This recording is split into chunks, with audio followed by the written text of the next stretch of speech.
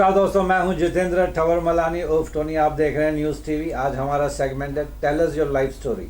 आप सभी जानते हैं कि हम लोग का जो एनजीओ है women power and social awareness foundation in association with our own news TV, हमने नया सेगमेंट स्टार्ट किया हुआ है tell us your life story. Public अच्छा खासा पसंद भी कर रही है। Thanks for that, thanks to the audience, thanks to the participants. कोशिश यही रहती है दोस्तों कि जो नाम है उसको जस्टिफाई करें, वुमेन पावर। तो हम कोशिश यही करते हैं कि पहले लेडीज़ आएँ, अपनी अपनी दास्तां सुने, अपनी स्ट्रगल्स लाइफ स्टोरी पूरी बताएं ऑन कैमरा।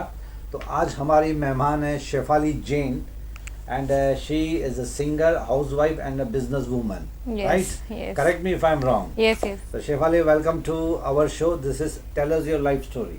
आप अपनी दिल की बातें, बचपन, स्कूल, कॉलेज, शादी, लाइफ के स्ट्रगल, अचीवमेंट, शॉर्टकमिंग्स, आपकी स्ट्रेंथ, जो आप बताना चाहें खुल के बता सकती हैं। Thank you so much sir for inviting me. Thanks. आज अच्छा लग रहा है के लिए। आप अपना, चलिए बचपन से शुरू करते हैं। जी। वो कहते हैं ना, शुरुआत से शुरू करते हैं। जी। तो बचपन कहाँ हुआ, कहाँ आपकी पैदाइश हुई? भिलाई छत्तीसगढ़ में। ओके। वहाँ पर जन्म हुआ, वहीं पूरा स्कूलिंग हुआ, कॉलेज भी वहीं हुआ है। बैचलर्स वहाँ हुआ है, मास्टर्स मुंबई में हुआ है। अच्छा जी। और कॉलेज एंड स्टडी सब आपकी वहीं पे हुई थी? हाँ, छत्तीसगढ़ में। छत्तीसगढ़, भिलाई तो Chhattisgarh. How come so in Navi Mumbai? Actually मेरा बीकॉम के बाद प्लेसमेंट हुआ था। ग्रेजुएट? यस, बीकॉम सिर्फ ग्रेजुएशन हुआ था तब, और उसके बाद मेरी प्लेसमेंट हो गई थी जस्ट डायल में, पुणे। जस्ट डायल में? हाँ। तो उसके लिए मैं पुणे आ रही थी। Just dial 88888। Yes yes yes, जिसमें अमिताभ जी आते हैं ऐड के लिए। आते थे, अभी तो शायद ऐड नहीं, कम, बहुत पहले की बात है ये।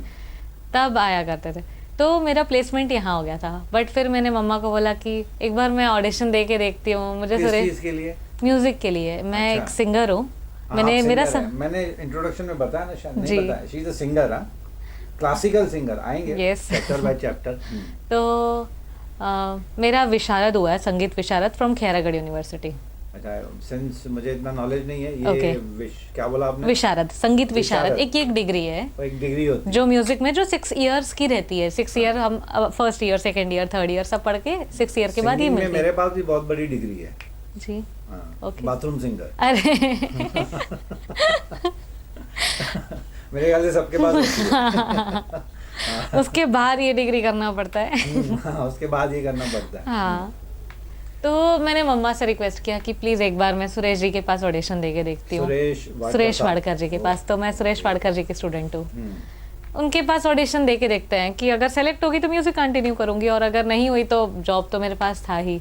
सुरेश वाडकर, इंट्रोडक्शन देने की जरूरत नहीं है, हमारे इंडिया की सिंगिंग की शान बोला जाएगा। सुरेश वाडकर साहब, मतलब हम ऐसे करते हैं ना, वो genuinely he is the king of classical singer. I am a great fan of Suresh Wadkar ji. तो मैंने बोला कि चलो ऑडिशन दे के देखते हैं। मम्मी सेलेक्ट हो गई, और सुरेश जी से सीखने मिला सामने बैठ के। तो बहुत अच्छी बात है, बहुत बड़ी चीज़ हो जाएगी। हो गया तो ठीक है, अदरवाइज जॉब तो है ही मेरे हाथ में। पुणे में जॉब कर लूंगी, अदरवाइज मुंबई में म्यूजिक करियर कंटिन्यू करूंगी। तो ऐसे करके मैं मुंबई आई। तो सुरेश वाडकर साहब के पास आपने ट्रेनिंग ली क्लासिकल सिंगिंग की for how many years? 3 years. 3 years? Yes. मेरे ख्याल से ये सिंगिंग का कुछ ऐसी फील्ड है कि आप कितनी भी ट्रेनिंग लो, चलते रहते कम ही है। There is always a room to learn. Yes yes, है ना? और फिर रियाज एक्चुअली जो सुरेश जी की क्लासेस थी वो रियाज सेशन था। वो खुद सुबह उठते हैं। और जैसे मैंने बताया, रियाज उठते साथ करा जाता है। ऐसे बात कर लिए, चिल्ला लिए, उसके बाद नहीं होता है रियाज। अच्छा, ये उठते साथ सुबह जो खरच का रियाज और जो सारा रियाज करना होता है उठते साथ। खरच मतलब लो नोट्स के से भी पहले? हाँ, मतलब मैं वैसा करती हूँ, और सुरेश जी भी वैसे ही करते थे। हम लोग गुरु जी बोलते थे उनको, सुरेश जी। उठने से तो आवाज काफी रफ होती है, रॉ होती है, रॉ और फ्रेश होती है। दोनों भी बहुत जरूरी है। मतलब उठते साथ, जैसे मैं अभी करती हूँ, मैं उठते साथ उठे, मतलब ऐसे सो के बस उठे हैं, तानपुरा लगाए, सीधा सा का नोट लगाना शुरू। यस। तो सुरेश जी हम लोग गुरु जी बोलते हैं उन्हें। तो उनका भी वैसे ही रहता है। उठते हैं, वो क्लास में आते हैं, हम लोग क्लास पहुंच गए होते हैं तब तक, और उनका रियाज सेशन रहता है। तो हम उनके साथ बैठ के मॉर्निंग रियाज करते हैं, फिर वो गाते हैं। you are still learning from him? Still? Yes. अच्छा। तो वैसा होता है। रियाज सेशन अभी उनका। सुरेश वाडकर साहब का वेस्टर्न साइड में कहाँ पे है? सांता क्रूज में है। सांता क्रूज मतलब उनका आजीवासन एकेडमी है, जो पूरी एकेडमी है 5 फ्लोर्स की है, 6 फ्लोर्स की है। तो 4th फ्लोर पे वो खुद रहते हैं और अच्छा, 3rd फ्लोर ओके। में उनकी क्लासेस होती है, सिर्फ उनकी, गुरु जी की। सांता क्रूज ईस्ट या west? Santa Cruz east. East में, ओके। तो उनका घर और इंस्टीट्यूट पूरा ही एक बिल्डिंग ही में, है, बट हाँ। उनके इंस्टीट्यूट फॉरेन कंट्रीज में भी तो है, मैंने सुना था। हाँ, न्यू जर्सी में, न्यूयॉर्क में। वहाँ पे भी है? हाँ। अच्छा, गुड। तो आपने कभी शोज वगैरह नहीं किए, इंडिविजुअल या सोलो शोज? वो बहुत किए यहाँ पर, यहाँ मुंबई में आके भी और भिलाई में तो बहुत किए। मैं और मेरी बहन भजन संध्या नाम से ही फेमस थे, हम लोग भजन बहुत किया करते थे। अच्छा, जी। आप भजन गाती हैं और क्लासिकल गाती हैं, उसके बाद बॉलीवुड भी। वेस्टर्न पॉप सिंगिंग नहीं, वगैरह उतना नहीं, बॉलीवुड तक ही। बॉलीवुड बॉलीवुड तो यस। आपकी फेवरेट सिंगर कौन है? बहुत है, एक को फेवरेट नहीं कहा जा सकता है। फिर भी कोई होता है ना, आप किसी को एडमायर करते हैं, जहाँ से इंस्पिरेशन मिलती है? ऑब्वियसली लता मंगेशकर, आशा जी, आशा जी, ये तो और इस जनरेशन की श्रेया घोषाल जी, श्रेया घोषाल। ये सारे। और उस टाइम के लता जी, आशा जी तो है ही। गीता दत्त की आवाज़ बहुत अच्छी थी, उनके गाने भी बहुत अच्छे हैं। उनके जो गाने जो ओपी नैयर साहब के साथ आए हैं वो बहुत बहुत ही अच्छे थे। तो ना आपको तो पूरा सिंगिंग का नॉलेज ही होगा ना, है ना?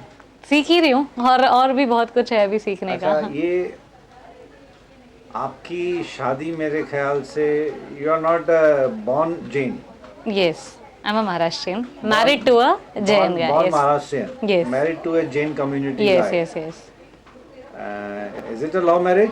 नहीं, ये एक अरेंज मैरिज है, बट ऐसा लोगों को समझ नहीं आता कि इंटरकास्ट अरेंज मैरिज कैसे। हाँ, नहीं एक्सेप्ट नहीं होता है ना, एक्सेप्ट ही नहीं होता है। क्योंकि नॉर्मली आज भी Indian mentality, with due respect to Indian mentality, कोई खराब मैं नहीं बोल रहा हूँ किसी को, लेकिन हम एक्सेप्ट नहीं करते। For example I am Sindhi, तो शायद यही माँ बाप सोचेंगे कि सिंधी कम्युनिटी में हो, unless I am in love with someone of other of caste. Other caste, other community, तो फिर बाद में एक्सेप्टेंस हो जाती है। थोड़े बहुत लोचे लफड़े झगड़े होते हैं और उसके बाद एक्सेप्टेंस तो आई जाती है। लेकिन अरेंज मैरिज दूसरी कास्ट में अभी भी शायद इतना ये पॉपुलर तो है ही नहीं, इनफैक्ट पता ही नहीं है, ऐसा भी होता है। अरेंज वो भी, लव मैरिज सब पता है। मराठी यानी कि महाराष्ट्रियन, यस, छत्तीसगढ़ में रहा है, यस, लेकिन आपकी शादी जैन कम्युनिटी में हो गई। हो, यस। तो जो जिनका मतलब जो नेटिव प्लेस है वो उदयपुर राजस्थान है, but we are living in Mumbai Maharashtra. तो चेंजेस आपने की या आपके हस्बैंड ने की? मतलब शादी के बाद ट्रेडिशन, कस्टम, थोड़ा बहुत तो चेंजेस होती हैं, खाना पीना। उन्होंने मुझे मारवाड़ी बना दी और मैंने उन्हें मराठी। बहुत सारी चीज़ों में, जैसे महाराष्ट्रियंस के आप दिवाली पहाट सुने होंगे, जो दिवाली के एक दिन पहले वाला फेस्टिवल होता है, तो सुगंधी उठने बोलते हैं ना हम। तो उससे मतलब हस्बैंड को ऐसे नहलाया जैसे जाता है ना, और फिर बहुत सारी रिचुअल्स होते हैं। तो वो गौतम को मैंने सिखा दी है मारवाड़ी, मेरे हस्बैंड गौतम जैन, और मारवाड़ी चीज़ उन्होंने मुझे सिखा दी। अच्छा, तो we both are Marwari and Marathi. तो अच्छी तरह से ब्लेंड हो गया। Yes yes. मतलब कोई झगड़े नहीं, कुछ तू मैं नहीं, उन्होंने आपको आपका मराठी कल्चर जितना अडॉप्ट कर सकते हैं कर लिया आपने। तो जैन तो ऑब्वियसली कर ही लिया, क्योंकि एक जैन के घर में परिवार में गई हैं तो धीरे धीरे हो ही जाता है। बट कुछ खाना पीना ये वो सब चीजें, खाना तो बहुत चेंज है ना, बहुत। हाँ, क्योंकि जैसे महाराष्ट्र के इस साइड में आएंगे आप, जैसे जहाँ अभी हम हैं मुंबई से, इधर राइस थोड़ा ज्यादा है, क्योंकि कोंकण पार्ट आता है और ये सारी चीज। और राजस्थान में सिर्फ गेहूं गेहूं गेहूं, रोटी रोटी रोटी। राजस्थान में रोटी बहुत चलती है। यस, रेहती रोटी, जाड़ी रोटी, दाल बाटी, सारे जो मतलब जितने भी चीजें हैं उसमें, बेसन, हाँ, गट्टे की सब्जी बोलते हैं उसको, गट्टे की सब्जी फेवरेट है मेरी गट्टे। हाँ, गुड। और फिर छाछ वगैरह तो, छाछ तो हाँ, जो छाछ यहाँ पर ही था। हाँ, दाल बाटी, चूरमा, छाछ। अब मैं इन सब चीज़ों में घुल गई। अब मुझे ये चीज़ें ज़्यादा और अच्छी लगती हैं, क्योंकि बचपन से तो खाए हैं Maharashtrian food. What about the customs and traditions? चलो फूड तो अडॉप्ट कर लिया आपने। हाँ, ओके, लड़कियां तो वैसे भी माहिर होती हैं किचन में, बहुत सारी कुकिंग में। ज्यादातर तो लड़कियां का पैशन ही होता है कुकिंग, कुछ को छोड़ के। कुछ को जैसे मैंने शादी के बाद बहुत सारी चीजें बनानी सीखी। डू यू लव कुकिंग या फिर is it a compulsion for you? नहीं, अब अच्छा लगता है, क्योंकि because I am a foodie. मुझे खाना बहुत पसंद है, तो फिर लेकिन जो खाने वो खुद बनाओ खुद खाओ वो भी तो मजा नहीं लेकिन आता जब शादी हुई तो मेरा जो टाइम था शादी का वो लॉकडाउन वाला था 2021। अच्छा। तो मतलब वो सेकंड लॉकडाउन वाला टाइम था, तो इतना बाहर से मंगाने सेकंड लॉकडाउन तो बहुत डेंजर था। हाँ, तो बाहर से मंगा के खाना थोड़ा रिस्की भी लगता था, और मैं तो फूडी हूँ, मुझे तो बहुत पसंद है। इनफैक्ट 2020 में भी शादी के पहले मैंने बहुत कुछ घर पे बनाया, हर चीज बना ली है, शायद ही कुछ बचा होगा ऐसा जो पसंद है और मैंने नहीं बनाया। एक्सपेरिमेंट करते रहते थे बहुत मतलब पहले नहीं किए, 2020 से ही शुरू हुआ ये सारी चीजें। और 21 में भी शादी के बाद तो लॉकडाउन ही था, मतलब रिस्ट्रिक्शंस थे, बहुत बड़ा लॉकडाउन नहीं था, वो सेकंड था, घर पे ही बनाना। और फिर मुझे इंटरेस्ट आ गया, फिर मैंने सब बना डाले सारी चीजें। तो आपके हस्बैंड को मारवाड़ी फूड ज्यादा अच्छा लगता है या मराठी फूड ज्यादा अच्छा लगता है? जब मैंने स्टार्टिंग में मराठी बनाना शुरू किया तो उनको बहुत अच्छा लगा, क्योंकि वो एक चेंज आया ना, मारवाड़ी। यस, तो वो बहुत अच्छा लगा। फिर बीच बीच में जब मारवाड़ी बनाती तो ऐसा लगता वाह दाल बाटी, because dal baati is love for Marwaris. मतलब थोड़ा सा डिप्राइव्ड हो गया अपना राजस्थानी मारवाड़ी फूड से, क्योंकि आपने महाराष्ट्रन कुकिंग पे उनको आदत डाल दी थी। सिर्फ महाराष्ट्रियन नहीं, इनफैक्ट मैं जैसे चाइनीज घर पे बनाने लग गई, क्योंकि बाहर से ऑर्डर करने में डर लगता था कि कुछ खा लिया और वापस कुछ हो गया तो। एक तो नई शादी हुई है, और फिर ऐसा नहीं होना चाहिए ना कुछ, तो मैंने सारे क्यूजिन ट्राई कर लिए, सब बनाने लग गई। Coming to the singing part, Shefali, आपके हस्बैंड को ये पहले से ही पता होगा ऑब्वियसली कि you are a singer. Yes. And कितना टाइम आप डिवोट कर रही हैं सिंगिंग में, कितना टाइम आप प्रैक्टिस एंड रिहर्सल्स करेंगे बिफोर शो, एक्चुअल शो, कितने शोज आप बाहर करते हैं, कभी हो सकता है आउट ऑफ स्टेशन भी जाना पड़े, तो what kind of support you got from your hubby? दिल से मिला सपोर्ट या फिर चलो ठीक है यार अभी क्या करें? नहीं, दिल से सपोर्ट मिला, दिल से मिला। हाँ, क्योंकि उनको ऐसा था कि मुझे ऐसी वाइफ नहीं चाहिए कि बस जो मतलब मराठी में बोलते ना चूल मूल वाली, मतलब चूल मूल मतलब चूल्हा और मूल मतलब बच्चे, गाय को नहीं वैसा वाला नहीं, चूल मूल वाली मतलब क्या होता है, चूल मतलब ये जो चूल्हा चौका, और मूल मतलब बच्चे होता है ना, तो ऐसे वाइफ नहीं चाहिए था। हाँ, वैसा बोलते हैं महाराष्ट्र में, वैसी वाइफ नहीं चाहिए थी गौतम को, किसी कीमत पे नहीं चाहिए थी कि जो घर पे सिर्फ देखे, क्योंकि उनकी भी जो उन्होंने एमटेक किया है DY पाटिल से, तो वो भी वैसी जगह रहे हैं ना, और वैसी लड़कियों से मिले जो बाहर रही हैं, जो घर के साथ साथ बाहर देखती है, जो सिर्फ उनको ऐसा नहीं कि बस घर ही देखना है, उनको बाहर का भी कुछ आता हो, पता हो, बाहर जाके जॉब करे, खुद का एक स्टेटस हो, मतलब उनको भी बताने में अच्छा लगे कि मेरी वाइफ ये मेरी wife Guinness world record, proud feel होता है। यस। तो जब आप what is your personal experience, जब वो आपके शो में आते होंगे, आपकी फैमिली भी आती होगी, इन-लॉज, मम्मी पापा, सारे सभी, तो ऑब्वियसली वो फ्रंट सीट पे बैठते हैं, ऑब्वियसली वीवीआईपी तो उनके लिए रिजर्व होगा, हस्बैंड के लिए। जब आप गा रही हैं, जब ऑडियंस तालियां बजा रही हैं, तो उस वक्त उनके फेशियल एक्सप्रेशंस कैसे होते हैं? अच्छे होते हैं। बस मैं एक चीज के लिए बोलते रहती हूँ उनको, जब वो वीडियो शूट करते हैं, तालियों के पहले शूट मतलब बंद मत कर देना वीडियो रिकॉर्ड, इस चीज के लिए। हाँ, तो उनको वो चीज नहीं पता था, वो शूट करे और जैसे ही गाना हो गया बंद करे, फिर ताली बज रही, देख रहे, खुश हो रहे, मेन तो तालियां ही हैं। तालियां हैं, हाँ, तो फिर वो देख के खुश होते थे। बोली बाद में खुश होना, पहले तालियां रिकॉर्ड होने दो वापस, मुझे चाहिए। आर्टिस्ट को तो तालियां is an oxygen for us. Yes, I am also an artist, media से रिलेटेड है हम भी, तो हमारे लिए सबसे बड़ा अवार्ड तो वही होता है कि तालियां बजें तो मजा आता है, वो कॉन्फिडेंस बूस्ट होता है। yes. और स्टेज पे तालियां बजे तो मतलब हम जोश में आ जाते हैं, जोश में। yes. एक्टर्स तो जोश में आ जाते हैं। अगर कोई पंच लाइन पे तालियां नहीं बजी तो फिर अंदर से हम इतना डाउन फील करते हैं, हालांकि दिखाते नहीं हम लोग, लेकिन इतना डाउन ये शायद इतना हो नहीं पाया क्या मैं अपना 100% नहीं दे पाई क्या, वो वाला क्वेश्चन आता है। वो जो पंचेस होते हैं ना, कभी कभी तो इम्प्रोवाइजेशन एक वर्ड है, एक सब्जेक्ट है एक्टिंग में।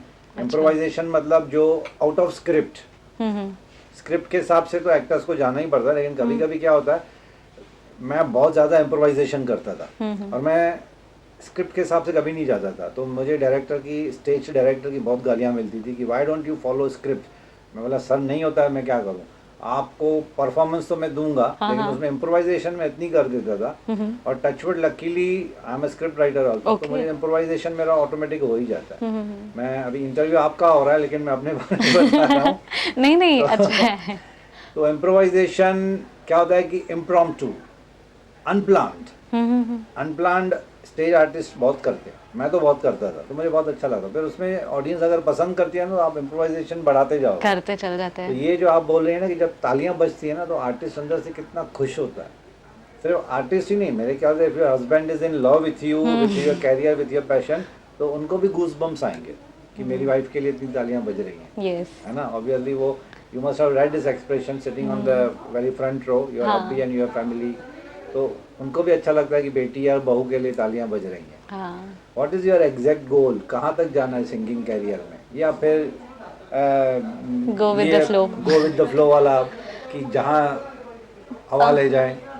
जाना तो बहुत है, एम है कि इस मुकाम तक पहुंचना है। ऑब्वियसली हर किसी का रहता है कि प्लेबैक सिंगिंग तक तो जाना ही है, तो लेकिन प्लेबैक सिंगिंग में आपने कभी ट्राई नहीं किया फिल्म इंडस्ट्री में? कोशिश चल रही है और बहुत सारी चीज़ों का रियाज करना पड़ता है, प्रैक्टिस करनी पड़ती है, वो भी चल रहा है साथ साथ में। तो कभी आपने कोशिश की है म्यूजिशियंस को अप्रोच करने के लिए? मैं जब जो आजीवासन में है वहाँ ऑलरेडी बहुत सारी चीज़ें होते रहती है, वहाँ पे तो अभी सुरेश वाडकर साहब की तो इतनी पहचान भी होगी। हाँ, हालांकि उन्होंने अभी फिल्मों में गाना शायद थोड़ा सा कम कर दिया। यस। और अभी कुछ कुछ इसमें जजेस में भी वो जा रहे हैं। हाँ, वो तो जजमेंट जजेस में देखा मैंने उनको। हाँ, रिसेंटली। तो आपका फाइनल डेस्टिनेशन ये मान के चलें कि प्लेबैक सिंगिंग? हाँ, मतलब मैं ऐसा इतना सोच के नहीं चल रही हूँ, क्योंकि जैसे मेरे 2 गिनेस वर्ल्ड रिकॉर्ड हुए, तो मैंने सोचा नहीं था कि कभी मुझे गिनेस वर्ल्ड रिकॉर्ड करना है सिंगिंग में। गिनीज वर्ल्ड रिकॉर्ड आप इतना लाइटली क्यों बोल रही हैं? गिनीज वर्ल्ड रिकॉर्ड तो बहुत बड़ी बात है। क्योंकि तो एक ही हुआ रहता था, अभी 2 हो गए ना, तो ऐसा लगता है हाँ कुछ नहीं, मिल गया, 2 हो गए। वैसा अरे गिनीज वाले सुनेंगे, थर्ड नहीं देंगे आपको। तो 2 गिनेस वर्ल्ड रिकॉर्ड हो गए, इसलिए ऐसा लगता है कितनी बड़ी बात हो गई। मेरे 2 गिनेस वर्ल्ड रिकॉर्ड हुए, मैं पहला बताती हूँ। पहला हुआ था खारघर नवी मुंबई में, जो विराग मधुमालती सर के साथ था। उन्होंने कैसा किया था कि 1000 आवर्स नॉन स्टॉप सिंगिंग का था वो। 1000 आवर्स नॉन स्टॉप सिंगिंग, 1000 घंटे। 1000 घंटे अगर आप देखेंगे तो 41 डे और 40 नाइट्स ऐसा होता है, मतलब नॉन स्टॉप चलेगा, मतलब more than a month. Yes. तो कितने सिंगर्स थे उसमें? स्टेज पे गाना कंटिन्यूअसली चल रहा है। And what about the audience? Audience तो आएगी जाएगी। यस, क्योंकि वो एक था लिटिल वर्ल्ड मॉल में। लिटिल वर्ल्ड मॉल अगर आप जानते ही होंगे, यस, वहाँ था। तो वो था उसके वो बहुत बड़ा इवेंट था, मतलब आप सोचिए 1.5 महीने का इवेंट है, जो कि नॉन स्टॉप है। उसकी तैयारियां बहुत टाइम पहले से चल रही थी, 2 साल पहले से चल रही थी। जो इवेंट के 6 महीने पहले से मैं विराग सर के साथ जुड़ी as an assistant event manager, और मैं उनकी बहुत सारी चीजें संभालती थी साथ साथ में। लेकिन मुझे अभी बहुत ज़्यादा एक्साइटमेंट हो रही है, इसके लिए थोड़ा डिटेल में पूछूंगा जी। 41 डेज नॉन स्टॉप सिंगिंग, उसमें सिंगर्स चेंज होते गए। यस। एंड इसमें आप कितने दिन तक स्टेज पे थी? मैं एक वो कंसेप्ट बता देती हूँ, फिर आपको मैं इस क्वेश्चन का आंसर करूँ। जैसे ये स्टेज है और उसमें नॉन स्टॉप गाना है, तो हमारी एक टीम थी 15 सिंगर्स की, 10 to 15 सिंगर्स। यस, जिनकी हम लोग की कुछ की डे शिफ्ट लगती थी, कुछ की नाइट शिफ्ट लगती थी। तो अगर ऐसे 8 सिंगर दिन में अवेलेबल है तो 8 सिंगर रात के लिए अवेलेबल रहते थे, क्योंकि रात को बहुत सारे सिंगर्स तो नहीं आएंगे। और इतना लंबा टाइम है, 1000 आवर्स, मतलब कितना होता है? एक गाना अप्रोक्सीमेटली 5 मिनट्स देखते हैं, तो 1 घंटे में भी 12 गाने हो जाते हैं, 1 घंटे में 60 मिनट्स में। तो इसके प्रॉपर ऑडिशन हुए थे ऑल ओवर इंडिया में। So was it live orchestra थी? Live, no, that was karaoke. Karaoke kind of thing. हाँ। तो उसके लिए 800 पार्टिसिपेंट्स ऑल ओवर इंडिया से आए थे। मतलब उनका ऑडिशन हुआ था प्रॉपर, जो सेलेक्ट हुए वही 800 गा पाए। Okay. तो उसमें you are lucky to be selected. Yes. Okay. I'm lucky to assist Virag sir. तो ये जो गिनीस मिला था वो पूरी टीम को मिला था, इंडिविजुअल्स को मिला था? विराग मधुमालती एंड टीम था। ओके। यस, तो हमको भी प्रॉपर सर्टिफिकेट्स और सारी चीजें मिली है। ये तो एक हो गया। और दूसरा गिनीस? दूसरा गिनीस वर्ल्ड रिकॉर्ड था म्यूजिक डायरेक्टर प्रीतम दा के साथ। आप जानते ही होंगे। हाँ, प्रीतम दा के तो बड़े म्यूजिशियन हैं। हाँ, तो उनका मतलब ये जो एक वेब सीरीज है द फॉरगॉटन आर्मी, जो Amazon प्राइम पे रिलीज हुई थी 2020 में, तो उसके 3 गाने थे जो हम लोग ने गा के लॉन्च किए थे। That was 1000 musician on a single stage. अच्छा। 1000 म्यूजिशियंस, मतलब म्यूजिशियंस में सारी चीजें कवर होती है, सिंगर और जो इंस्ट्रूमेंट। जैसे हम लोग 600 सिंगर्स थे, 300 गिटारिस्ट थे, 40 ड्रमर्स थे और 300 गिटारिस्ट, जिनकी प्रॉपर ऑडिशन होके सेलेक्ट होके जो आए थे। अच्छा, ये गिनीज वाले कुछ कैश अवार्ड भी देते हैं? नहीं, सिर्फ अवार्ड ही मिलता है। हाँ, कैश प्राइज टाइटल नहीं, कैश प्राइज नहीं, क्योंकि बहुत सारे गिनेस वर्ल्ड रिकॉर्ड है। आप Guinness world record is basically आप जो बाकी कोई नहीं कर रहा आप कर ले रहे हैं तो आप दुनिया से अलग है, हाँ, तो obviously गिनेस दुनिया वर्ल्ड से। रिकॉर्ड बन गया। हाँ वो तो पता है, वो उनके हाँ। ऑफिसर्स भी आ जाते हैं बीच हाँ में वो तो फिजिकल चेक करने के फिजिकल लिए चेक होता कि है। कहीं कुछ इनफैक्ट हमारी जो रिहर्सल थी malfunctioning जो तो नहीं हो रही जुहू है। में हुआ, जो सेकंड गिनेस वर्ल्ड रिकॉर्ड, तो वहाँ उसके रिहर्सल में भी गिनेस की टीम थी हाँ टीम तो देखने के आएगी, लिए। बैठेगी वहाँ पे, चेक करेगी। हाँ। obviously they have to jot down lot many things, क्योंकि गिनीज तो पूरे वर्ल्ड का रिकॉर्ड है यस, ना totally। और सबसे वर्ल्ड रिकॉर्ड में सबसे बड़ा गिनेस है ना, फिल्म का बुक ऑफ वर्ल्ड रिकॉर्ड भी है, India book of world record भी, ऐसे बहुत सारे हैं, तो गिनेस हुए हैं 2। नहीं गिनीज से भी एक ऊपर आ रहा है, न्यूज़ टीवी अवार्ड। ओ मुझे मिलेगा ना?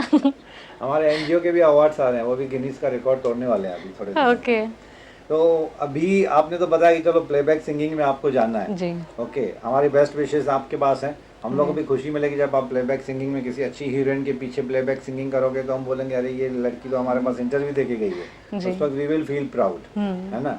उस दिन मैं आपको भी अवार्ड दूंगा अपने एनजीओ की तरफ से।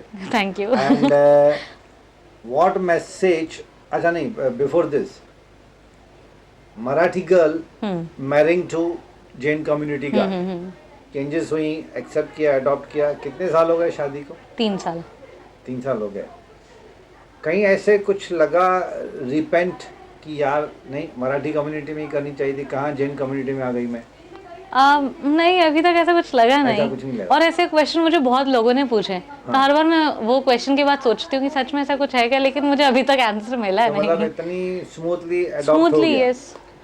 वो उसका रीजन भी ये है कि हम लोग भिलाई में जहाँ रहे हैं तो वहाँ सब कम्युनिटी के लोग थे, मतलब प्रॉपर। तो नॉर्मली महाराष्ट्र से भिलाई में कम होंगे मेरे ख्याल से, हाँ है ना। हाँ महाराष्ट्र मराठी मतलब ज्यादातर दिमाग में महाराष्ट्र घूमता है। हाँ आप जब बोलोगे कि एक मराठी लड़की पैदा हुई है भिलाई में, तो वो भी थोड़ा अनएक्सेप्टेबल हो जाता है हाँ। कि अरे मराठी वहाँ पे। वहाँ हालांकि पे। मध्य प्रदेश में पुराने पुराने मराठी लोग बहुत हैं, बहुत है, वो भी बहुत है। रिच जमींदार खानदानी लोग सब Yes, मराठी है yes, वहाँ पे। हाँ। तो मध्य वहाँ प्रदेश भिलाई भी में है। सब है, जितने मराठी उतने बंगाली, उतने गुजराती, उतने मारवाड़ी, अच्छा, भिलाई में उतने इतने सब साउथ इंडियंस, मिक्सचर है। यस, उतने ईस्ट इंडिया वाले। तो आपको मतलब एक्चुअली देखा जाए तो वहाँ पे बॉर्न एंड ब्रॉट अप, ऐसी लकीली आपने उस जगह पे बॉर्न एंड ब्रॉट अप हुआ आपका कि मिक्सचर है पूरा कल्चर्स का। मतलब बचपन से, ये मुझे शादी के बाद पता चला खुद के बारे में या वहाँ के जो लोग हैं, कि हमको बचपन से आदत थी दूसरे चीज़ों को एक्सेप्ट करने की। इनफैक्ट जब मैं यहाँ पर आई और यहाँ के लोगों को देखा तो वो एक्सेप्ट नहीं कर पा रहे, अरे तू मराठी महाराष्ट्रियन हो, कैसे मराठी नहीं बोल पा रही अच्छे से, अरे नहीं तू बाहर की है, अरे ये क्या बात। लेकिन वहाँ पर ऐसी चीजें थी ही नहीं, क्योंकि मैं वैसे कल्चर में रह कर आई हूँ और कुछ अलग नहीं लगता था कि अरे मैं मराठी हूँ। भी तो सब थे, मेरी जो बेस्ट फ्रेंड थी वो कोई पंजाबी, कोई साउथ इंडियन, कुछ छत्तीसगढ़ी। तो आपकी पहले से ही थी? पहले से ही थे। You were used to it, yes. actually, है ना। कुछ नया नहीं था, कोई नया नहीं था आपको, फिर ज्यादा तकलीफ नहीं। इनफैक्ट दूसरों के इसमें दूसरे जो कम्युनिटी के कल्चर होते हैं, उनके फूड होते हैं, ये पहले से खाने की आदत, ये पहले से उनके साथ रहने की आदत, तो मुझे कुछ अलग नहीं लगा शादी के बाद। चलिए अच्छा है। And before we wind up, कहीं ऐसा लगता है कि लाइफ में कुछ छूट गया या रह गया, या जो नहीं, सोचा मैं समझा वो अचीव हुआ? खैर अभी अचीवमेंट तो खैर बहुत आगे है ही, बहुत है अभी तो। वो जो बड़ी सी शायरी है ना अच्छी सी, कि हजारों ख्वाहिशें ऐसी कि हर ख्वाहिश पे दम निकले, निकले दिल के अरमा इतने पर फिर भी कम निकले। ये तो मतलब ख्वाहिशें तो कभी पूरी नहीं होती नहीं, एक ख्वाहिश मरती है दूसरी को जन्म दे के जाती है। तो खैर, लेकिन how you rate yourself as a person and as a singer? How you rate yourself as a singer या फिर as a person, as a wife? आपके बच्चे? नहीं अभी नहीं। तो how do you rate yourself as a wife? सबको खुद को तो खुद का अच्छा ही लगता है, दूसरे रेट करे। सेल्फ एनालिसिस होती है ना जी। जैसे कोई सोचता है कि नहीं आई एम दी बेस्ट, या फिर 8 out of 10। खैर अभी तो आपकी शादी को 3 साल ही हुआ है ना। ये तो अगर मैं गौतम को बिठाऊंगा तो वो बोलेगा कि मार्क्स आपको देगा 9 out of 10, क्योंकि जैसे मैं घर भी बहुत अच्छे से संभाल रही हूँ, सारा जो भी घर की चीज़ें होती है, और दूसरा मैं अपने हस्बैंड के बिजनेस में भी सपोर्ट कर रही हूँ। जो सेकंड स्टोर ओपन हुआ है हमारा, वो मैं ही हैंडल कर रही हूँ, वो सारा चीज़ें मैं ही देखती हूँ। कौन सा बिजनेस है? हम लोग का पेंट शॉप है, होलसेलिंग एंड रिटेलिंग। यस, सारे Asian paints, Nerolac, Berger, yes, wall painting, वो भी आप संभालती हैं? हाँ। अच्छा, आपकी एजुकेशन के बारे में शायद आपने पहले कभी बताया था मुझे, यू आर सीए। यस आपने सीए वगैरह भी किया? हाँ, फाइनल Okay. के कुछ पेपर बचे तो बस। वो परस्यू नहीं किया उसको फिर? नहीं, मैं म्यूजिक कंटिन्यू करना था, मैं करने वाली थी, बट जब मैं मुंबई आई और मेरे गिनेस रिकॉर्ड हुए, एक गिनेस वर्ल्ड रिकॉर्ड, दूसरा हुआ सुरेश जी के पास, सीखी, उसके बाद शोज इतने होने लग गए, फिर उस पर टाइम नहीं दे पाई। अच्छा। अभी कर सकते हैं, सोच रही हूँ कंटिन्यू कर लेते हैं, बस एक ही पेपर। कितने शोज किए हैं आप तक शेफाली आपने? वैसे काउंटिंग तो नहीं है, बट बहुत 25, 30, 40, 50? मोर देन दैट, क्योंकि मेरे पास तो मोर देन 50 नेशनल अवार्ड्स हैं। 50 नेशनल अवार्ड, जो नेशनल लेवल म्यूजिक कॉम्पिटिशन्स होते हैं, तो 50 national हाँ award? हाँ 50 से ज़्यादा ही, आई थिंक 54 या 55 है। आपकी एज पक्का 26? यस मैं वही बता रही कि एज कार्ड की। चेक करूंगा मैं। यस यस बिल्कुल, यस यस बताऊंगा एज कैमरा पे। हाँ 26 साल।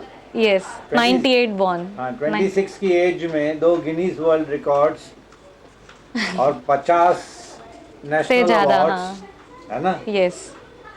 और वर्ल्ड का सबसे अवार्ड, बड़ा में बड़ा अवार्ड है एनजीओ वुमेन पावर का, वर्ल्ड का सबसे बड़ा अवार्ड, वो भी मिलने वाला है इनको, मैंने अभी डिसाइड कर लिया जी तो 50 नेशनल अवार्ड किस लिए मिले आपको? अब हमारे जो सर थे जो म्यूजिक सिखाते, वो बहुत सारे हम लोग को नेशनल लेवल म्यूजिक कंपटीशन में लेके जाते थे। सीखना तो हो गया था, विशारद सारी चीज़ें हो गई थी। तो हिंदुस्तानी क्लासिकल जो गाते हैं उसमें, सुगम संगीत में एक कैटेगरी में है, और एक फोक म्यूजिक की कैटेगरी होती थी।